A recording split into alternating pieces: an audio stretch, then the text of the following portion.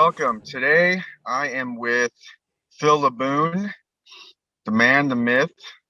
He's real and he is the king of marketing in my mind. He's been doing a lot with crypto lately, but he's been super busy, but he's a super hard worker too, a lot of energy. And I'm feeling grateful that he's giving us some time today, and because I know he's extremely busy. So, hey, Phil, thanks a lot, man. Appreciate it. Good to see you. Hey, appreciate it, Dan. Always up the bullshit. So, yeah, you were saying either, man, we were earlier that we're kind of in our natural habitat right now in our work environment. I spend a lot of time in my car. You spend a lot of time at that desk. Man, Um, I never drive. It's crazy. I do a couple hundred miles a year on my car. It's insane. uh, well, some of it is kids too, man. Like Yeah, 4 kids and driving them from here to here. And I don't know if I'm going to a business meeting or soccer practice or what, half the time. I hear that, man. I don't deal with any of that. So the Yeah. wife, luckily, she drives a lot. She's always soccer practice and swimming and gymnastics, and I'm just over here in the attic plugging away. Just put your headphones on and make the magic happen, man. Uh-huh. I love it. Um, Yeah, so man, you got so much experience, so many things to talk about, and I know that I don't want to pass over some of the just general marketing knowledge you have. You have so much knowledge in so many different areas, and people like you and we really kind of go deep on things, right? So we have like I have general knowledge in certain areas, but I really have niche knowledge because I like to dive into things once it's catches my interest and I see the value in it. Mhm. And I think you have to be that way in marketing quite a bit anyway, and sort of just kind of know where the trends are, right? That's part of marketing to begin with. Um, It's Yeah, you need to know the but technology or else you can't build. yeah, If people who don't constantly evolve and stay on top of things, they're one trick ponies. They try to stick to that like one thing that they know. It becomes mm, outdated. And the best yep, marketers are the people who understand all the technology that's available. yep, yeah. Things come to an end, right? There's a season for this, season for that, and you got to know what am I going to do after this. Yep. You can't milk a cow that has no milk, right? I mean, that's you got to keep. Yeah, I see that a lot. But yeah, so could you maybe just give a little bit of intro because there's a lot of people maybe watching this that don't know who you are, and I don't know how to summarize your bio, but maybe just you have like a just kind of give everybody a little context about what you do. Yeah. So people say digital marketing because I kind of do a little bit of everything, but Yep. I'd say I'm most well known for funnel building, which is building a process. Like, what is a sales process? How do we get somebody from point A, a cold lead, to a sale? And how do we Yep. structure that? How do we build the CRM systems? How do we nurture with emails, Yep. ringless voicemail drops, text messages? How do we tag them in our CRM? How do we customize the buyer's journey depending on actions they do or don't take? And then building out a whole system of processes is what I'm known for. And then I have partners who do the ad buy, ad scaling, ad management. But I'm really just my world is the funnel side of things. There's a lot to it, isn't there?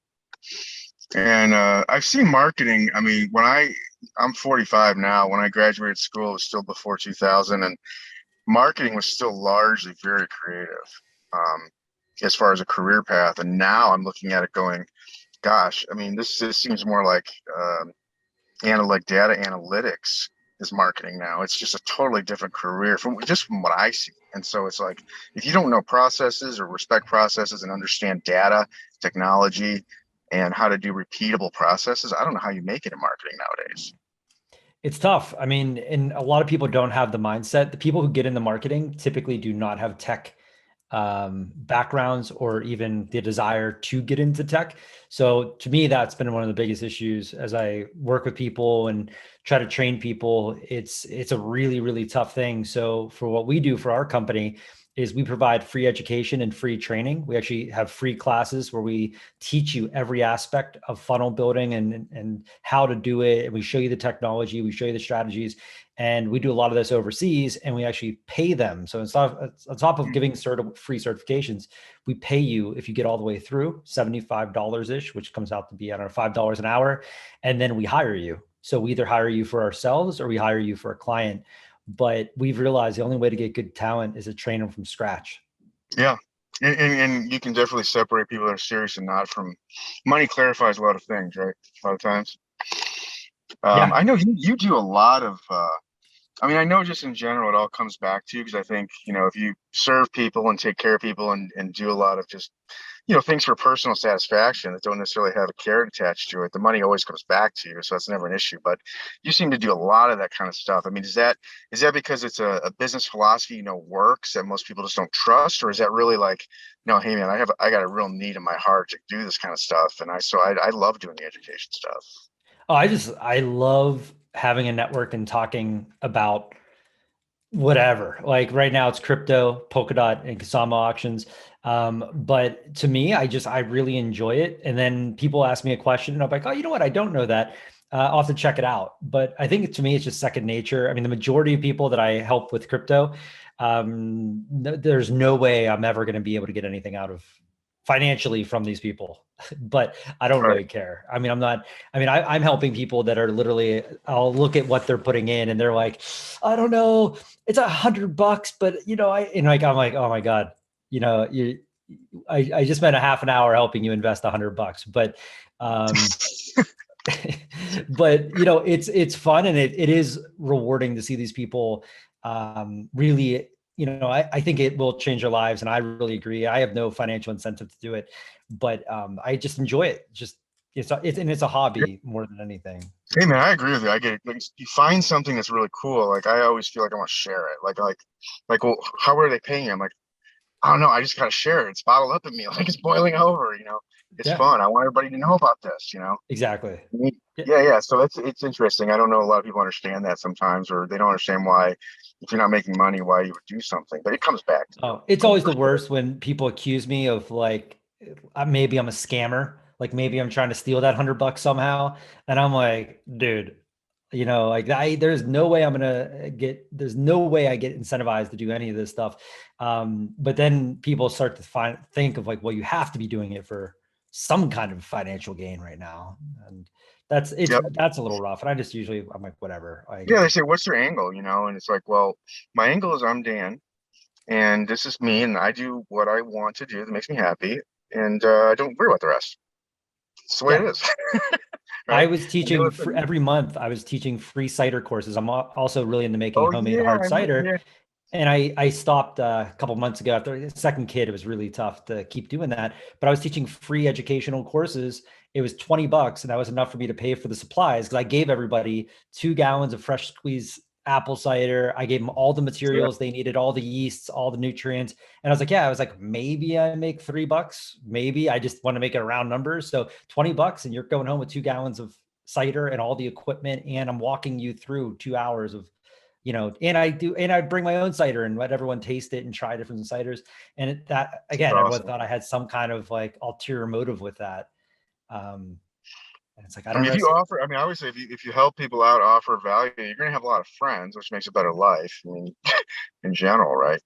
But Yeah, yeah, I mean, I don't know. I mean, you staying out of yourself, and just giving stuff away, especially when you've been given gifts and talents to do it. Giving it away just makes your soul better. You're going to perform better anyway. You always have to take time out to give for free, I think.